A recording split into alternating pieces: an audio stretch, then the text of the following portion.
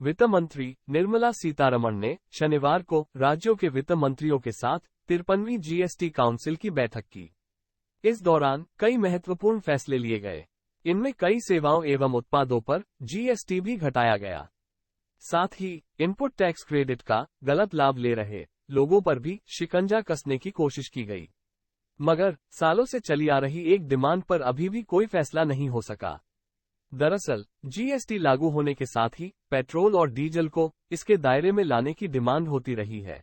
इस डिमांड पर वित्त मंत्री निर्मला सीतारमण ने कहा कि केंद्र सरकार पेट्रोल और डीजल को जीएसटी के दायरे में लाने के लिए तैयार है। अब राज्यों को इस बारे में फैसला लेना है। राज्यों को साथ आकर इसकी दरें तय करनी है। वित्त मंत्री ने गेंद राज्यों के पाले में डालते हुए कहा कि पूर्व वित्त मंत्री अरुण जेटली ने पेट्रोल और डीजल को जीएसटी कानून में शामिल करने का प्रावधान पहले ही कर दिया था। उनकी सोच बहुत स्पष्ट थी। अब बस राज्यों को एक साथ आकर इस पर फैसला लेना है। सीतारमण ने कहा कि हम जीएसटी के दायरे में पेट्रोल और डीजल को लाना चाहते हैं। अब राज्यों को तय करना है कि पेट्रोल और डीजल पर कितना जीएसटी लगाया जाए। जीएसटी को 1 जुलाई 2017 से लागू किया गया था। उस दौरान इसमें 1 दर्जन से अधिक केंद्रीय और राज्य शुल्कों को शामिल किया गया था। हालांकि कच्चे तेल, प्राकृतिक गैस, पेट्रोल, डीजल और विमान ईंधन को जीएसटी कानून में लाने का फैसला टाल दिया गया था।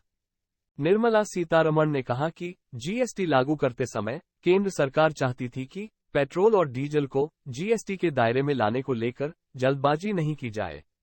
उन्होंने कहा कि इसे जीएसटी में लाने का प्रावधान पहले ही किया जा चुका है। अब राज्यों को जीएसटी काउंसिल में सहमत होना है।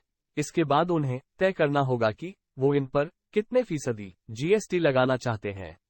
सीतारमण ने जीएसटी काउंसिल की 53वीं बैठक के बाद प्रेस कॉन्फ्रेंस में कहा कि राज्यों के फैसला लेने के बाद हम इसे जीएसटी कानून में शामिल कर देंगे।